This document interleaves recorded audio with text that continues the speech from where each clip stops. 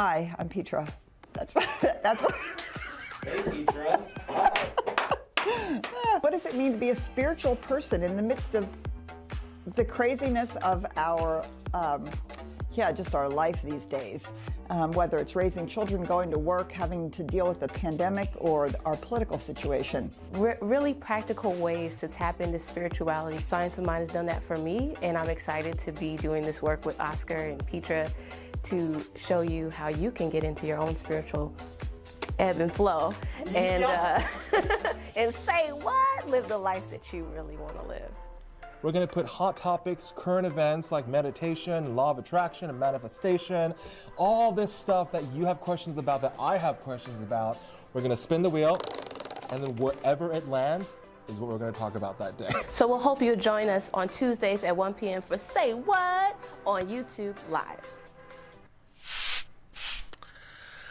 Well, we are here! Another Tuesday, 1 p.m. Welcome to Say What. Oh my gosh, I have a bug flying around in my room. Welcome to Say What at CSLDallas. You guys, we are so freaking excited today because we have with us a guest. Shakera, will you please introduce our fabulous guest? Yes, this very, very special soul is my brother, Priest Amen. He goes by Khazmik as well. He's the author of The Cosmocentric Mystic, okay? He is an avid meditator, sacred space creator, and singing bowl musician, and many more things. I mean, many, many more things. Wow. He's really, he's been a huge part of my spiritual journey. When I was living in Washington, D.C., him, the community, the sister that we are mutually connected through really changed my life, and meditation was a part of that. And so we are here to discuss meditation today with Priest. I'm so excited. Priest, come on, tell us about yourself. Tell us about what you do. Well, currently at the moment, I work as an educator. That's my professional field. And then I am teaching. Well, actually, I make jewelry on the side as well. And then at the moment, I go out into the streets and I sell my book, I sell my jewelry. I talk to brothers and sisters about the importance of meditation. I hold meditation classes. I also encourage other brothers and sisters that have meditated and that have the experience of meditation to also reach out and then help others meditate as well, like being a conduit of light, so to speak. And so because recently I've done some traveling and I've met a lot of other brothers and sisters that are walking the same path. And so, but I've noticed that they're kind of to themselves simply because of how people shun difference. But I'm letting them know that there are other brothers and sisters that are interested in, the meditation and that are interested in learning how to do it and are looking for other people to teach them. And so I noticed that myself engaging a lot more in those conversations as well. But I'm a strong advocate of meditation. Anytime if you speak to anybody that knows me, if you ask them about me, that's the one thing. I'm also an advocate of organic gardening, growing your own food as much as possible, growing something at the very least, and just learning how to take care of plants. Because I'm still learning. Don't think I'm like the best.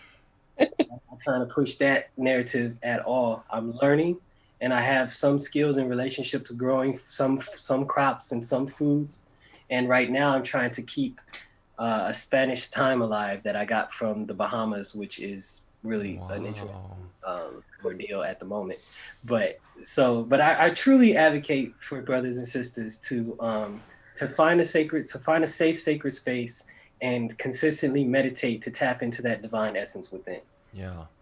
So Khazmik, when we bring up the word meditation, there is a lot of misconceptions and preconceptions that immediately pop up. So one thing that I know for sure from a lot of younger people is perhaps meditation is just like, the misunderstanding is that, it's about clearing your mind and not having any thoughts. How am I supposed to do that? I can't do it. Meditation's like, there's a misconception about that. So can you break down some of the myths? So for example, what actually is meditation and what is your approach to meditation? I totally know what you're talking about. Because there's the idea of going into something and doing it correctly. Yeah. As if and so then people have this supposed to. Yes. and they don't understand. And it's simply because they don't understand the process. Quite possibly because they've read a lot of Eastern books, or they've engaged, or they've listened to a lot of Eastern lectures in which the teacher skipped over the steps. You know, they talk about they end up telling you about the final steps of meditation without letting you know there's a beginning stage of meditation. This is what I find I need to tell people about. Like, meditation is like, it's like the peeling away of certain layers of the self, you know? And so when you sit, that's the first time where you're being at one with yourself. And so what ends up happening is you become like this observer of the mind. Now, in the beginning, your actions and your thoughts are so intertwined that you think they are one. Yeah.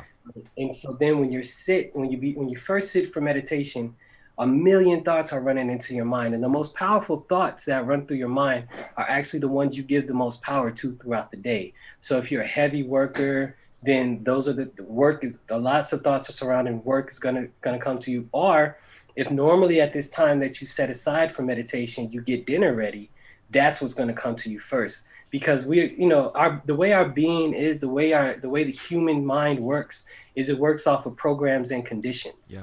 And so part of meditation is the process of breaking programs and conditions that no longer serve you. So there are some healthy programs and conditions, but unhealthy programs and conditions, and reprogramming the spirit and the mind to healthy ones. So so when you first sit and meditate, the first thing that's going to happen is, oh, I got to cook this hot dog, or I got to, make this hamburger, or I should be like, getting ready for this, or I have to finish this chapter in this book. And these thoughts run through your mind constantly. And because you're so used to thought, action, being one simultaneous almost, you don't understand, like, you have to sit and go through that space. Now it may, and then you have to just do it consistently. So and that's the time and consistency are the key factors in meditation. It's more important. Consistency is more important than technique, tactic, in any other sort of application, because it's going to be that consistency that programs the mind and gets the mind ready. Because the mind is going to observe when you're doing things, and then as soon as you begin to meditate, you like set up this, like, it's like playing basketball. So you don't, if you practice basketball over and over again, like, your mind actually begins to get into the process of playing basketball when you're changing into your gym shorts. Right. That's when you actually begin to enter into the state of being the basketball player. So like, meditation is like getting into the state of being a meditator. And so if you meditate consistently, let's say at 6 o'clock every day, your meditation is going to act, and let's just say you get off work at 5. Your meditation after a while is actually going to end up starting at 5 o'clock, because your mind is automatically going to be focused on that meditation. So in the beginning, when you sit and you meditate, you have to process through all of those thoughts. Like, just sit. If it's 6 o'clock and you've committed to 6 o'clock, sit, meditate. What's really important as well is focus on the breath. Breathing is really important. So when you meditate, not only sit, you have to sit with your back straight. You can sit cross-legged if you want, if you can do all that and whatever's going on there, that's fine. But if you can sit in a chair, and then that's fine as well. What's key in that position is stillness. Sit in a position in which you can maintain stillness. Because when you fidget, when you pay attention, because then what's going to end up happening later on in the meditation process is the body's going to itch, and there's going to be the attention. It's all about attention, and the body has its own consciousness, and it's like battling for your attention. So it's like you can sit for a while and you'll feel this itch that just randomly appears. Like, it's not there. You never itched there before. You weren't itching before you sat, but now all of a sudden you have to move. But at that point, the process is to ignore it. So in relationship to people saying I'm not doing it correctly, they have to go through this process of getting through those thoughts. And it may be a few meditations before it happens, because it's almost like each time you meditate, you peel away that layer. What's a good thing that has peeled layers when you're trying to get to the center in a fruit? Onions. I know I want to say onions, but the whole onion is you want the onion. You even want the layers you're peeling away. Artichokes? Okay, let's go with one of those. You want to eat the What's the artichoke one heart. in the middle that has several layers? Let's just put it like that. But that's what you're trying to get to, and so you have to peel away certain layers in order to get to, the actual fruit itself. And so as you peel away those layers, meditation becomes more and more easier, and then you enter into deeper and deeper states, because once you deal with those first stages of of heavy thought in relationship to like what you have to do in your life, those thoughts, lessen their hold upon your being.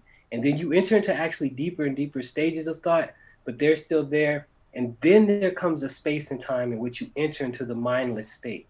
Or then you enter into a state in which you can project a visualization upon the screen of consciousness in order to affect behavioral change, or in order to affect changes in your life, whatever you so desire.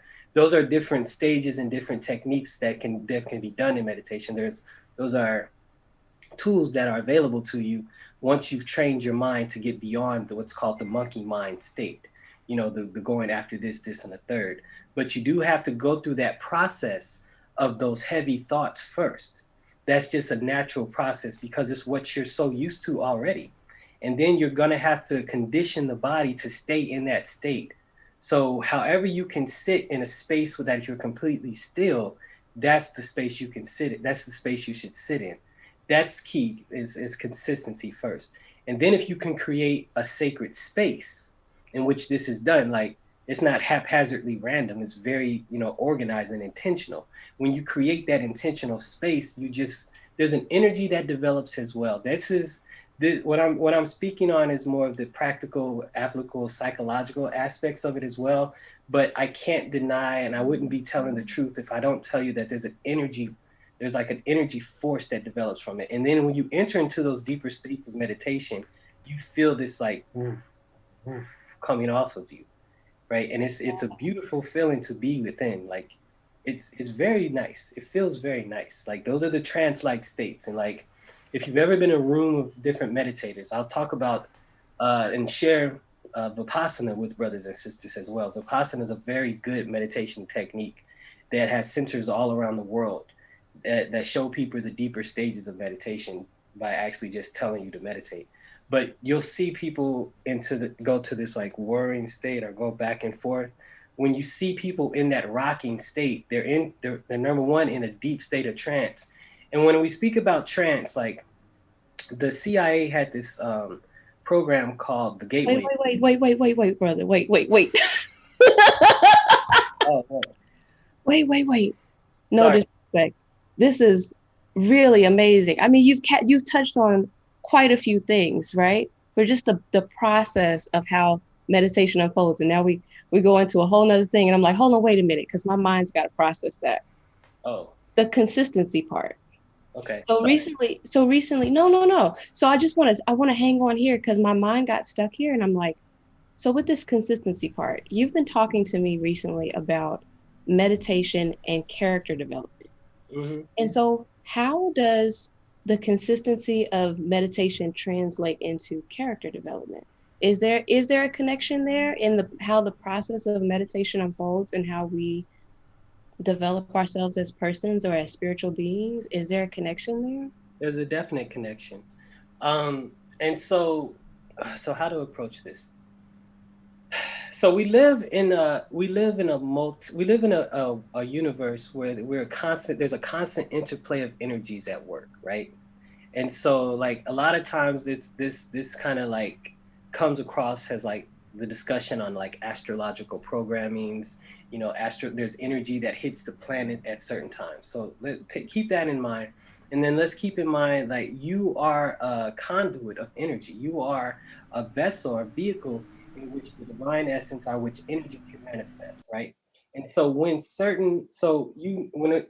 reference to character development, when energy manifests through you, right, it is going to you're going to have an experience, however it goes. Now, if you're operating out of the animalistic egoic self, if you're operating out of a nature that only seeks to serve selfish desires, then when that energy comes through you, it's going to come out in such a way where it's going to create an imbalance. You'll see it. It's going to create it may end up being good for you but bad for others, because you're used to taking advantage and getting something for yourself and taking from others.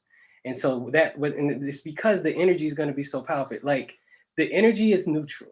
It's going to manifest through whoever does the disciplines, right? But now, if you have a good character, so to speak, a good character typically is one whose moral and ethical behavior influences and impacts others' lives, and such that by interacting with that person, their lives are enriched for it. You understand what I'm saying? So it's like, this is what I mean by good character. This is just interacting with other brothers and sisters in loving ways, making sure that when you interact with them, everybody leaves either better than or at the same as when they met you, but not less than. They don't leave the interaction with you feeling drained as if though this was a negative interaction. You understand? That just means treating other brothers and sisters with respect, and then making sure that you are of service to them, so to speak. So now when you're meditating and when the energy begins to flow, you become this vehicle that can be of greater service to other brothers and sisters, and then be a greater light to other brothers and sisters, to light that light that is already within them. But if you have this negative kind of connotation where you want to draw on other brothers and sisters, you can take from them, and you can tell somebody is taking from another person, because look at the way the other person leaves that person. The energy is neutral. Anybody can develop this energy. Anybody can get this power, so to speak, or this influence, or be energized from it. But it depends on how they are developing, and whether or not they are developing themselves for the good of humanity, or for the good of themselves alone. And so this is one of the main reasons, the importance of character development, and why when you study, if you read any indigenous tradition, this is one of the main things they stress before initiation, is they'll see what type of character you have. Because not because like you look at these tests and we think it's like, oh, they're just trying to be esoteric or mystical, or make things extremely hard for you to get into. No, it's because this energy is very serious. This energy has power to it, and unless you honor that, and if you don't have as a mission making the lives of others better by the development of self, then you can really do some serious damage.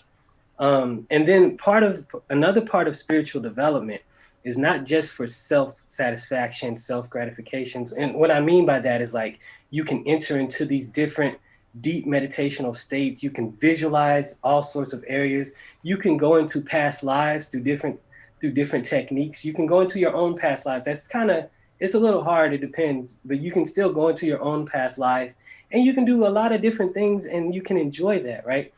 But really, spiritual development, character development, meditation is about making you a better person for your family, making your family a better person for the community, and making the community better for the national growth, and making the nation better to heal the world.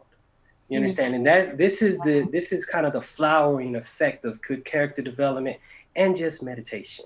I mean, that's kind of like a big thing for meditation, but that's what it's about. It's not, part of it is going off into the mountains and being in retreat, because you need to energize yourself, and you need to cleanse from some of the energies that are around you. But but it's more for being a beacon of service for others, because just life in general is difficult to process without all the extra social pressures around us. And so when you look at other cultures and look at what they've done, they developed rituals, or they developed practices that are healing practices for the people. This is why they have community gatherings. They might have dances to celebrate someone graduating. They might have dances to celebrate somebody coming back from war, so on and so forth. But these are different actions, events, rituals that the community engages for self-healing. And in my travels, as I've seen people engaging in these rituals just for themselves and just for self-healing, I've realized the priests and priestesses of these other traditions that's been initiated and gone through these different processes, they come back, or they develop these rituals to heal the people and heal the community, so the community and the people within their community can move forward in a healthy, balanced manner without having what's called now generational curses, or having to do a lot of shadow work in order just to function in life. So they put into place these different routines that heal that heal that so it doesn't carry on throughout other generations and just throughout life. So this is the importance of a character development. Like you can be a beacon of light that lights other lights, or you can be a magnet that takes from other brothers and sisters. You know, but the energy, it doesn't matter. The energy just comes with the discipline. You understand? Like there can be a good we always see it in the martial arts arena. There can be a martial artist that's good in what is that?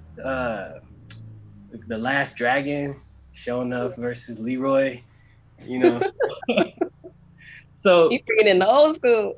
Yeah, no, I don't know why I'm thinking of that. But so this is the importance of character development as well, because then you can become someone that helps heal the people. So the energy of the universe, it's like the universe is always searching for a conduit to manifest energy. And once it sees you, or once it feels your vibration, your frequency rising, then you can become something that you can become a vehicle by which it can express the energy. And this is kind of the same, give one step towards God, God will take two steps you, I give myself away, all these other sayings that are in these traditions. This is part of what they're talking about. You become a simple servant of the divine essence. And part of it is your will becomes divine will. And part of that it's kind of frustrating to a degree, but it's beautiful as the process unfolds. And I mean, it's frustrating in that you never know what happens, but it happens when it happens, and it's a synchronistic happening, and it helps others grow, and it helps the universe in itself expand in a positive direction. Wow. I think all of what you just said was just so beautiful. And it really, Oscar, it reminds me of a lot of the stuff that Dr. Peter's been saying recently about how when we open ourselves to spirit and we move from our knowingness of the divine within ourselves, we treat people differently. We do things differently. And so that's why I thought this would be an amazing conversation for us to have today, because when my brother brought up the character development and meditation, it all just marries together. Isn't that beautiful? It's interesting because I'm hearing so many parallels to Science of Mind and what we teach here at CSLDallas. Yeah, that is really fascinating. I mean, one of the first things I was taught was like, you harm no one. That's the beginning, is like harm no one. And the things you learn here, harm no one. And it's not just about like, manifesting a car or manifesting. It's not about that. It's about, God, what is that? What is the statement? The statement of like, our raison d'être, or reason to be, a world that works for everyone and a life that works for me. Yes. And we believe that like, if you heal, like when you pray, when you use affirmative prayer, which in my opinion is a form of meditation when I do it. Yes. You heal whatever it is whatever the condition is, you reveal the truth, you see the truth. And when you are healed, or when you demonstrate it, literally it's not just you. If there is one mind and we are all connected, it's not just you being healed. It's not the truth only being revealed in you. There's a ripple effect that's happening. And so you're in essence healing the community and healing the world. Like so many great parallels between these two faith traditions. I think it's fantastic. But earlier at Khazmik, you mentioned the steps. I want to go back to that. Can you name the steps for our audience? What are the steps that you talked about? Towards meditation? That a lot of people go straight to the ending of the meditation. They don't go through the steps or talk about the steps. The steps first. The first step is intention. You have the intention and commitment. Mm-hmm. Just internally, you just have to be intentionally committed to meditation. That's it. The first three. And then once you say and that has to be above all. That has to be above basketball. That has to be above Friday night fights. That has to be above Sunday football. That has to be above your hanging out with your homies. That has to be above your mate. Understand, your mate comes second. The divine essence always is first. See, that's the key. It is that is the first commitment. Then it's time. You understand? Then it's time. Well, let me also say, okay, let me give you the steps and then expound upon that later. So then you set aside a time that doesn't interfere so much. So like if you have children, if you have a mate, then you take care of those responsibilities, but you find that time, you find that consistent time that you can, that doesn't hurt, harm, and cause jeopardy to others and yourself. And then you commit to that. You commit to that time to sit. Now, typically, people will sit for, if it's 5 minutes a day, sit for 5 minutes a day. And if nothing happens, don't beat yourself up. I remember when I first said this, like I remember, so I am a student of a teacher. So I'm not a teacher myself, I am a student. And so I remember my first conversation with my teacher, I said the same thing. And then, but I had been sitting for only a few minutes. And when the teacher said, how long do you sit? I was like, well, I sit for like maybe 5 or 10 minutes. Then I was given a certain ritual initiation, so to speak. So but mostly I was told to sit consistently at the same time. Mm-hmm. And then I started sitting for longer periods of time. And then, so when you start sitting consistently at the same time, ignore the thoughts, focus. So you have to breathe. So you sit, you ignore the thoughts. Don't breathe through the mouth, breathe through the nose. And when you breathe through the nose, you want to take it down to the stomach. So you have three parts of the lungs. You have the upper diaphragm, middle diaphragm, lower diaphragm. And so most of us, when we breathe, we breathe like with the upper 2/3 of the lungs. And so we're not really fully oxygenating our body, right? And that's just because that's what we need to operate in life. But when you breathe, you want to breathe to your upper, middle, and lower diaphragm. And that's going to look like your stomach is going to expand, right? And then you breathe just that way. Don't do any other special techniques. Just breathe in and breathe out. And just keep that up. Breathe in, breathe out. The thoughts are going to come, but focus your attention here on the nose. More than likely, that's easier, are right here. Don't think about, everything's going to come. You're going to have thoughts coming on both sides. I got to cook, I got to eat, my hot dogs are burning, my burger needs to be fixed, I need to do my homework. Oh, this was a great book, let me finish that, I'm wasting my time. These are thoughts that's going to come to you. But just sit and observe the thought. And then as time goes on, those thoughts are going to become less and less. And what's going to end up happening is your breath is going to slow down. And then there's going to be a disconnect between your consciousness and your body. Your body is going to start doing its own thing and start breathing on its own. And your consciousness is going to go into that space where all the other master meditators talk about. But don't think about going there. Just allow it to happen like life. This is the first technique, so to speak, because when people get this intentional, when they sit with expectation, it's like an expectational meditation, that kind of ruins the experience. Because honestly, what's going to happen is you have this divine essence within you.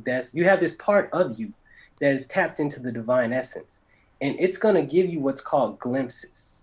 A lot of beginning meditators get what's called glimpses. Like they have all of these wild experiences, right? They get transported to different areas in their consciousness, or they have this really deep experience with water or something like that, and then it's like, it becomes like this, almost like a game type of situation where they're so enthralled with the experience. And I've called that, well, it's a glimpse, but the spirit is taking this opportunity to show you some fantastic stuff about yourself so that you can consistently sit. But the whole goal, my understanding has come to, like, from my practice, from my years of doing this, and from being around other people really experienced in teaching this, what I see that is of most benefit is synchronicity. This is what happens. And I think when I've been telling you about the energy using you as a conduit and as a vehicle for the upliftment of consciousness, this happens as a synchronicity where you're in the right place at the right time to make something happen that will uplift consciousness. And this is actually what happened at Howard. When I created the organic garden on Howard's campus, yep. When I created the sacred space on Howard's campus, that has actually served many people that we don't even know about. Like I've had people come to me and tell me that they've eaten from the fruit when they were from the fruit orchard that we put in the garden when they were hungry. They've slept in not the outhouse. They slept in the greenhouse. They slept in the greenhouse when they were homeless, because a lot of students get homeless at Howard for random reasons. So they slept in the greenhouse at Howard. when they didn't have a place to stay. And this was all absent in my kind of like dealings. Like this happened after I left. But people have told, like, I've come around and helped out, and people have given me these stories. And I just sit back like, wow, the divine essence is like really a trip. Like, I didn't know that would be the case. I thought I was doing something else, but it's something else. The energy uses you, has a vehicle to do something, but that's it. You shouldn't do the work for the work's sake, not for the reward. Right. Like, you don't know why you're doing what you're doing. Do it for the benefit of itself. And then for the beauty that it adds to your life and to others. You don't know what the outcome is going to be. So that kind of like, likewise, I'm sorry, I kind of go off. Likewise, in meditation, you sit for meditation, the spirit will operate and do what it does for you. And when it gives you that really wild experience, when you have like this really intense visualization, when you get this deja vu, when you see the future or you see the past, just take it as a glimpse. Because the goal is to continue to go on and to continue to meditate and to continue to attune yourself to the energies of the universe so that you can become a vehicle of light. Love it. Yas. Go off. I mean, like, it just feels so good to hear all of that. I mean, this is like, do you see why I love this man so much? I do. Like, this is the brother. This okay? is fantastic. I just love how in sync it is with what we talk about. It's so for sure. great. I mean, even Dr. Petra, when she teaches us in Science of Mind, that spirit gives of itself to us, but it gives through us and as us. And that makes sense. It makes everything make sense. It is the essence of life to always be in that consistent givingness, right? And so meditation is an opportunity to experience that. I know that in my experience with meditation, it was the first opportunity to really bring that external idea of God that I had, that I was walking around with. It brought it inside for me. And that was the life-changing thing. It was no longer was this thing outside of me. The presence was deep inside. And so I think that changes how you show up in the world. Yeah. If you really feel like it's within you and not something that's out there, that's separate from your affairs, that's separate from the way that you're thinking and being and doing, I think that makes a huge difference. And it's a part of a lot of our conversations that we've had about social justice and intersectionality and working together and coming together as communities. When all that information is within you and you recognize that divine presence in each and every person that you come into contact with, you show up differently to how you deal with people. Yeah. Wake up, America. Like, yes. I want to share this experience. When this whole pandemic and stuff started, my wife and I, we went to the monastery and we stayed there for a few months. But then this the George Floyd thing happened, and so I felt a need to be in the community at that point. So I came out of the mountains, but I was really deciding. I wanted to know how I could participate, because anything I participate in has to have holistic living a part of it. Like, we have to do mindfulness or something like that. So for the solstice, for the summer solstice, what I ended up doing was a ritual every morning down at Black Lives Matter Plaza, right? It was just me, and I was just down there, and I would set up a thing and I would meditate with sunrise. It was so funny, but internally in my consciousness, of course, I've thought, like, I would love to influence, millions of people to mindfulness. I'm not gonna act like I don't. I think if brothers and sisters included mindfulness, included meditation into their life could improve. And I think if more people that meditate and are mindful, the better our society will be. So there are times in which I'm in the monastery and when I'm in my meditations, that I think of that a lot. So what I noticed the universe does, the universe is a very funny and beautiful entity. So it will give you what you want in the capacity that you can handle. So when I'm doing these meditations and during the solstice, I remember setting up, and I saw, when you're down on Black Lives Matter Plaza, like, you see cameras and stuff all the time. It's like whatever, especially back then. So I saw somebody setting up, but I didn't pay any attention to them. And then, performed my meditation, did my libation, my meditation there. And then when I was driving away, I noticed it was on Channel 4 News was the one that was there. And I looked and he saw me in the background meditating. There's like two people in purple in the background on Channel 4 News, but they were talking about when they were first trying to pull the statues down. But I'm like straight up in the background meditating. I thought that was extremely funny. I mean, I captured it, but that was my way of influencing the nation. That was the universe saying, this is all you can handle. And so I was like, that was my way and my participation in the social unrest of last summer. In putting meditation. I know it could be better, but that's what I think needs to happen. I think if more people were mindful, I think a lot of different things would change, especially people's interactions and how people respond to situations. So. Yeah, that brings up a great point about what we talk about limiting beliefs or like mental equivalence. Yeah, I learned a lot about that from specifically Karen. Reverend Karen taught me a lot about that. It's like what the universe will give you as much good as you believe you're worthy of. Yeah. So if you only believe you're worthy of this much, great. The universe always conspires for you. It conspires for your good. So if you truly believe you can handle this much, you will get that much. But if you want to go bigger, you gotta observe your beliefs. What were your beliefs about yourself and what you can handle and what you deserve and what you're worthy of, and that's when you kind of take the tourniquet off your life. Right. So it's great that you brought that story up, because that I've had to go through that process. Like, what am I worthy of? Do I really deserve it? Yeah, all this stuff makes so much sense, because plenty of times I've been gone for stuff and. Like, oh my God, I really want it. But then I would talk to Karen about it, and Karen's like, do you really want the part? It doesn't sound like you want the part. And she was right. When she called me out on that, I was like, holy shit, maybe I'm like, do I actually want it because everyone else wants it, or is it because I don't feel like I'm worthy of getting that, whatever that project is? That was a whole thing that I had to work through in the past 2.5 years with Karen. So yeah, it's very interesting that you brought that point up, because limited beliefs mental equivalence is a major thing that we talk about. Yeah. It reminds me of the conversation I was having in foundations class at CSLDallas, when I thought about, like, if the world's givingness is like the ocean, when I go to that ocean and I decide to take a spoon and dip in and say, this is the part I can take out. Right. Or do I take a coffee cup?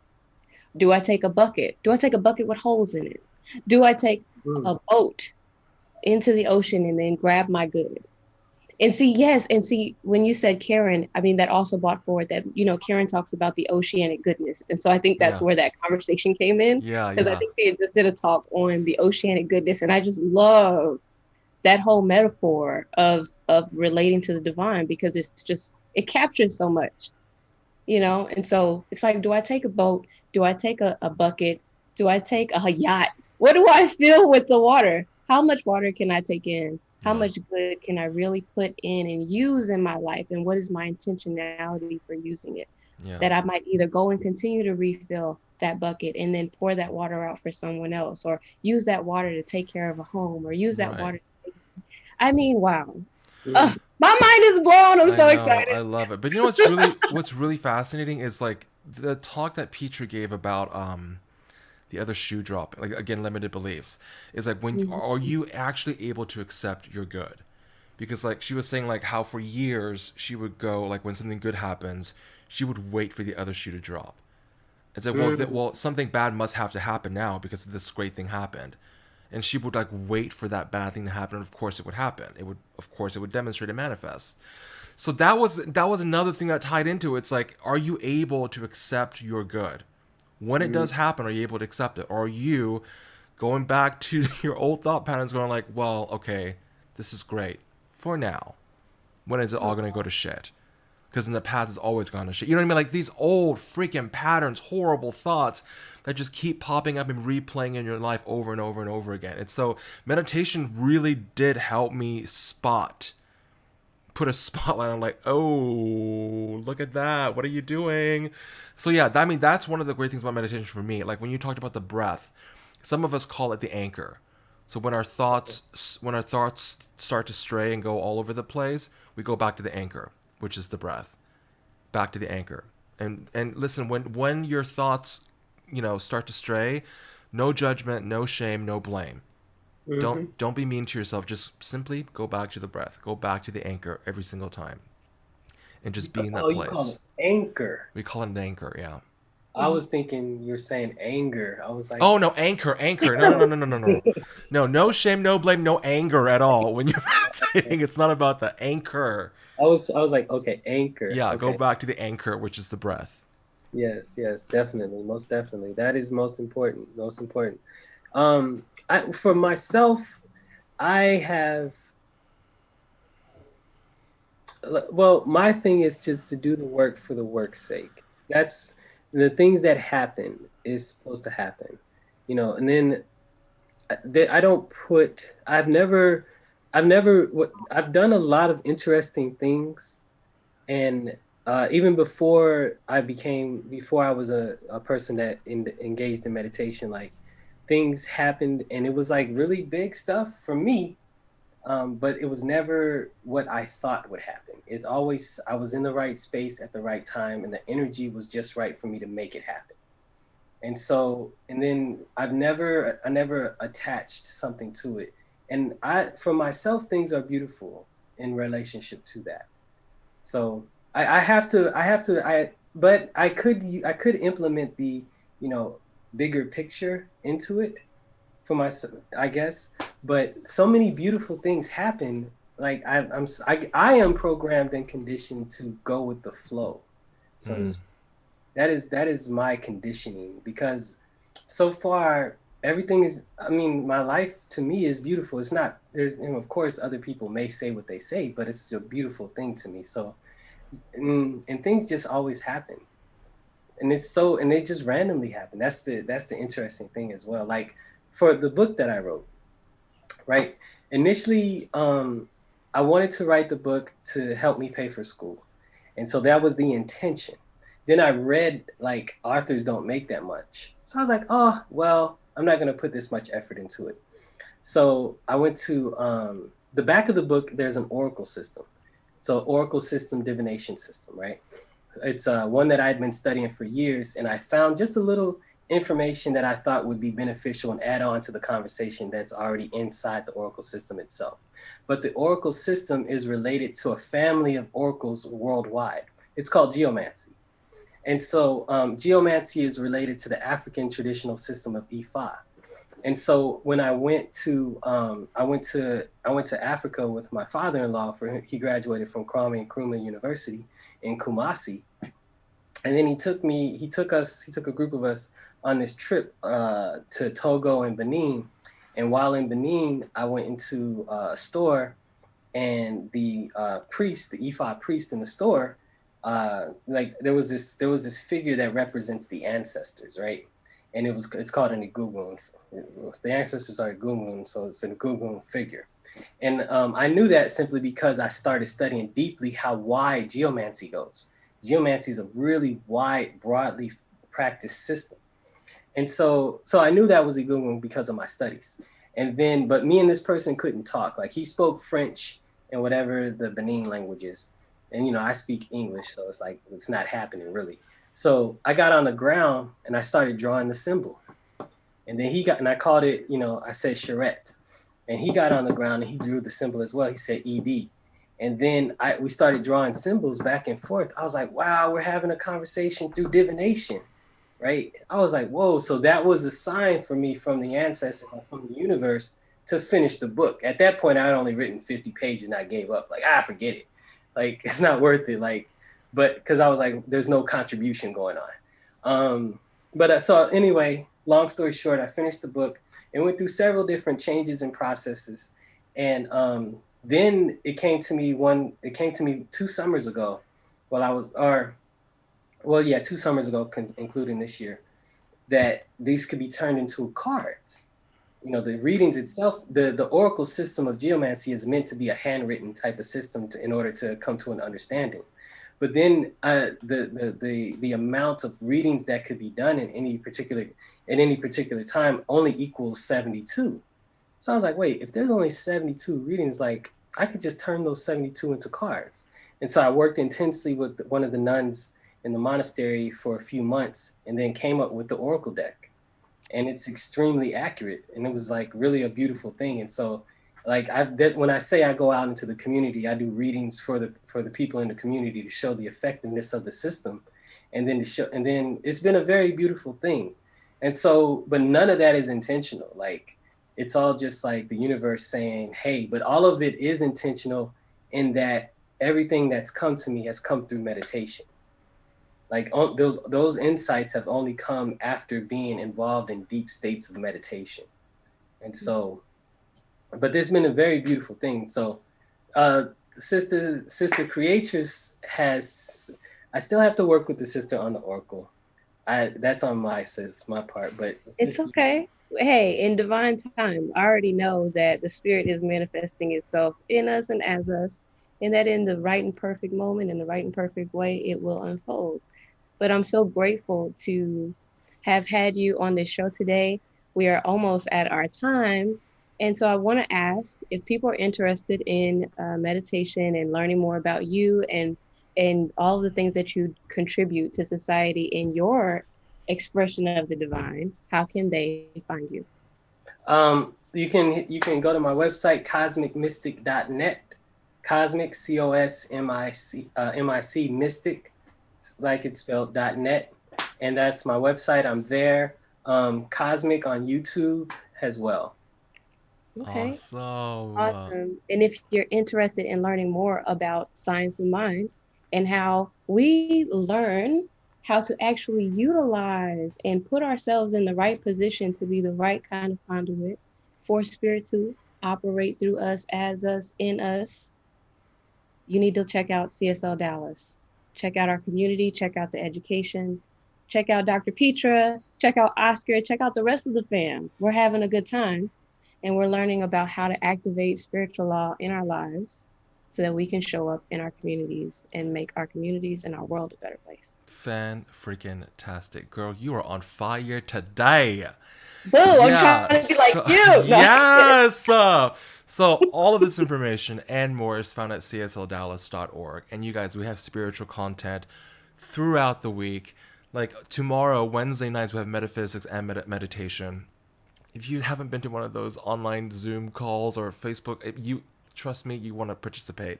And then, of course, on Sundays, we have our Sunday celebration where we get to talk about stuff like this. Literally, this is exactly what we talk about on Sundays. And we also get to celebrate life, each other, as individualized expressions of the one. It's amazing. No dogma, no rules, no judgment, no shame, no sin, none of that stuff. It's just a celebration of life, of you, of the oneness of everything. It's amazing. But listen, we're so grateful. We are so grateful to you, Khazmik. Thank you so much for joining us. We learned so much.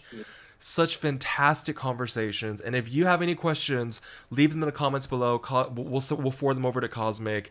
And of course, you will see us next week on Tuesday at 1 p.m. We love you guys so much. Thank you, thank you, thank you. And we'll see y'all later. Bye, guys.